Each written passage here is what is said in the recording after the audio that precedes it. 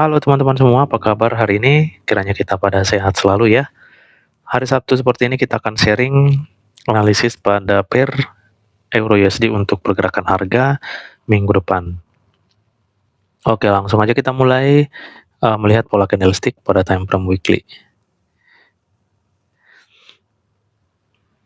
Oke, untuk pergerakan harga dalam satu minggu ini ya, dia bergerak turun sehingga terbentuk candlestick bearish, di mana bearish candlestick ini kita lihat teman-teman dia mampu closing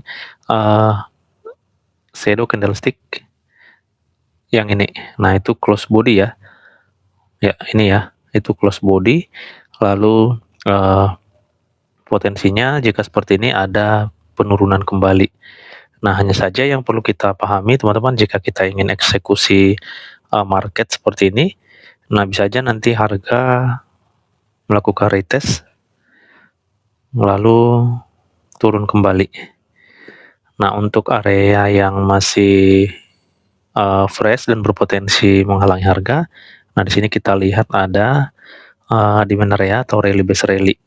Tentunya ini nanti boleh kita perjelas pada time frame kecilnya, daily H4 atau H1 nantinya.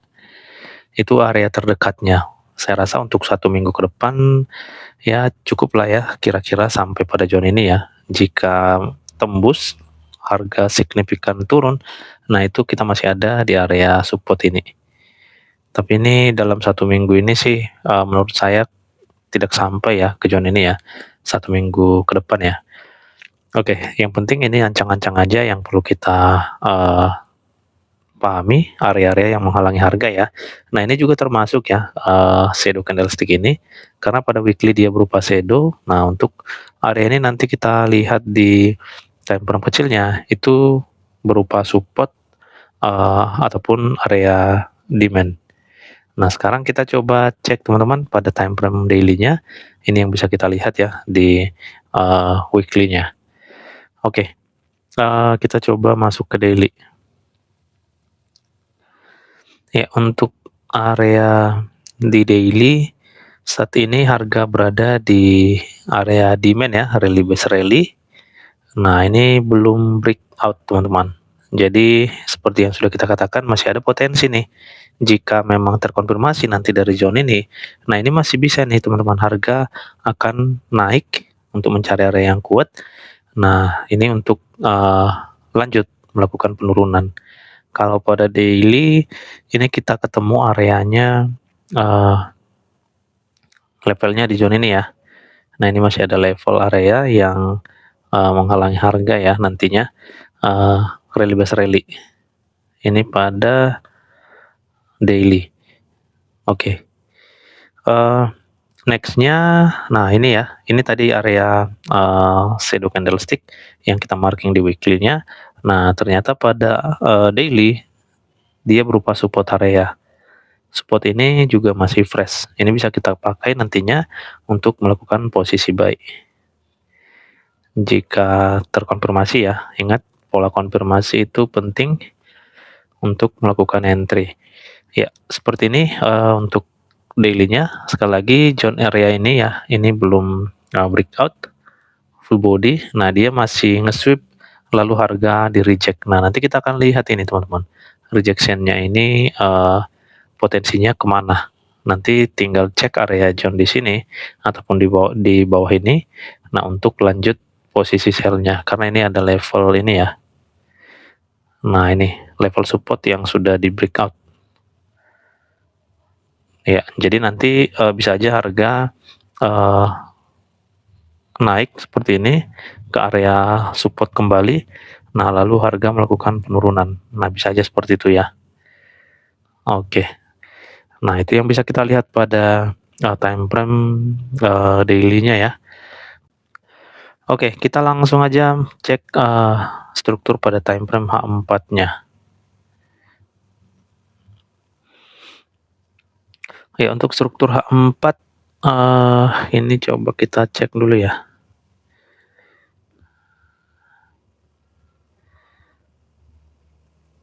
Oke, ketemu di zone ini ya. Ini merupakan struktur terakhir. Nah, ini merupakan break obstructor pada time frame H4-nya.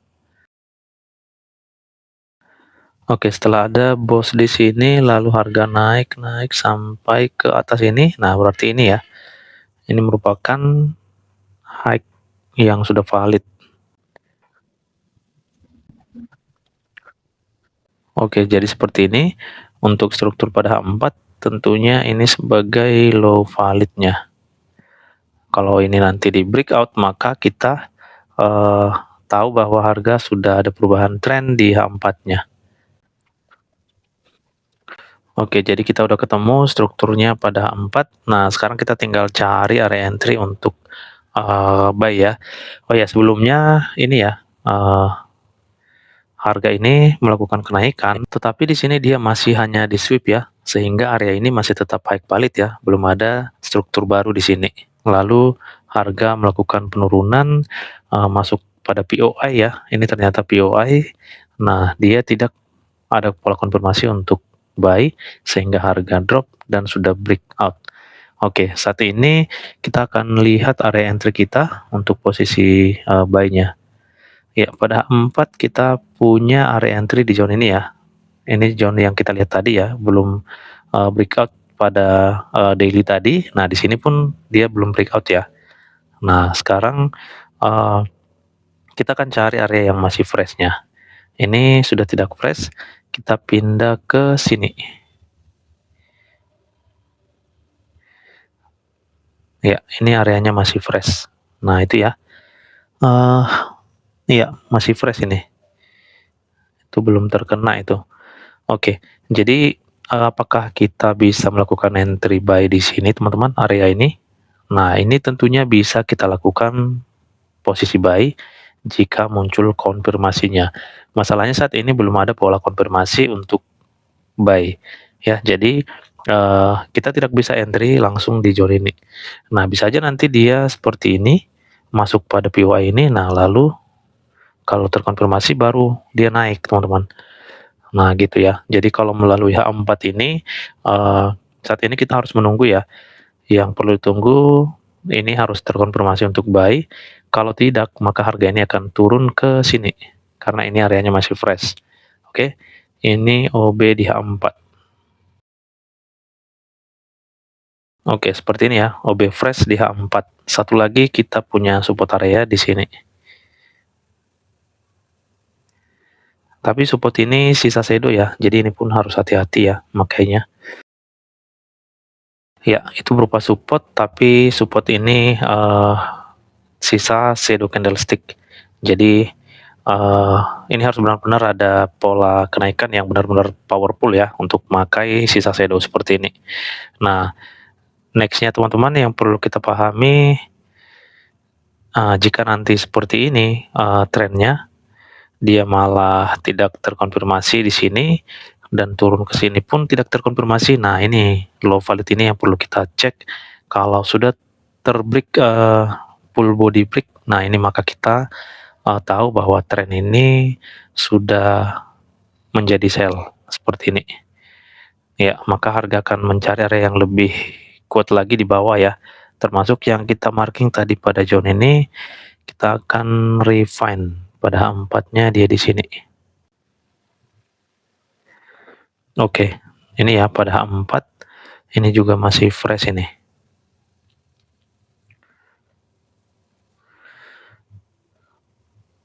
Nah, saya rasa sampai pada zone ini aja ya, ini sudah bagus banget ini kita delete. Oke, nah seperti ini ya, pada H4 strukturnya sudah kita lihat lebih jelas ya.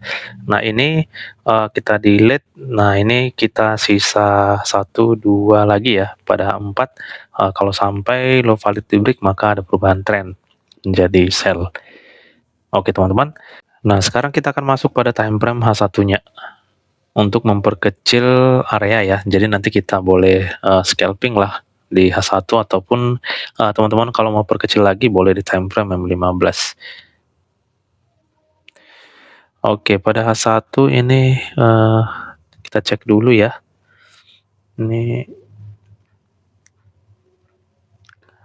oke, di sini belum ada ya. Ini belum ada struktur di bawah ini. Nah, ini masih sideways, lalu harga drop, berarti kita cari di atas ya.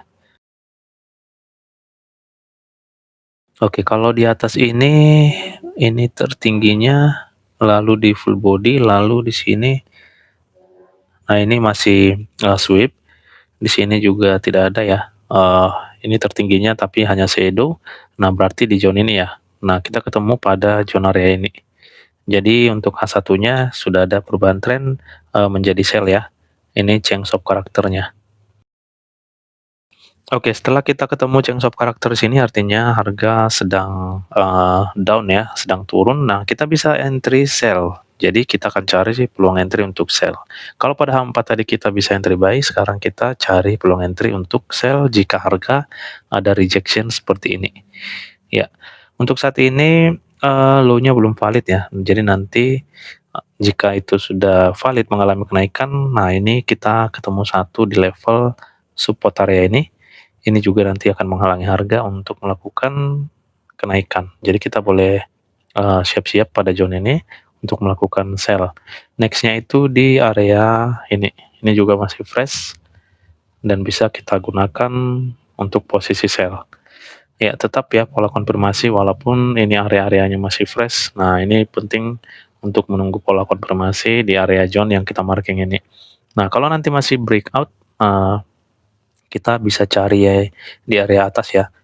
Jadi seperti ini, karena di zone ini tadi belum ada pola konfirmasi untuk kenaikan, jika dia memang nanti terkonfirmasi, maka harga ini naik. Nah, jika terkonfirmasi di sini, kita boleh entry sell lagi, tetapi jangan terlalu jauh ya, karena bias di H4-nya dia itu masih naik ya, masih boss buy. Nah, sekarang kalau ini terkonfirmasi, maka kita boleh entry sell, kalau tidak, maka harga akan naik ke zone ini, kita juga masih bisa scalping untuk sell-nya seperti ini. Ya, next-nya kalau tidak juga terkonfirmasi, kita boleh cek area di atas ini. Oke, begitu juga selanjutnya sampai ke area paling atas sana ya. Ini dia satunya bisa scalping ya teman-teman ya, karena biasanya masih sell, jadi kita bisa ambil rejection-rejectionnya karena berhubung dia 4 itu bias sedang buy ya, belum ada perubahan tren change of karakter ke bawah. Next-nya itu di area tertinggi nih.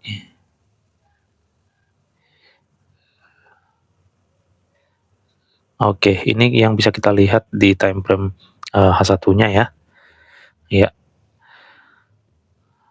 yang penting untuk mengetahui area yang mana yang kuat teman-teman, tentunya dengan pola konfirmasi yang muncul di area-area ini. Nah, itu teman-teman, kalau muncul pola konfirmasi berarti ini bisa kita gunakan. Oke, langsung kita simpulkan teman-teman, untuk pada H4 kita masih temukan bahwa tren masih bias buy. Nah, di situ kita masih ada area bos ya, ini ya. Lalu harga masuk ke POI, nah yang ini ya, pada H4 tadi ya. Nah, di sini dia belum ada pola konfirmasi, kalau terkonfirmasi kita bisa buy seperti ini. Nah, di H1 kita masih boleh menggunakan area ini untuk posisi sell-nya. Tentunya untuk scalping ya, di H1-nya jangan terlalu jauh ya, itu selalu saya ingatkan. Next-nya kalau ini tidak terkonfirmasi nantinya, maka harga akan turun ke OB Press H4, karena kita masih ada 2 area lagi pada H4-nya dan zone ini ya. Jadi ini nanti yang bisa kita cek untuk posisi buy-nya.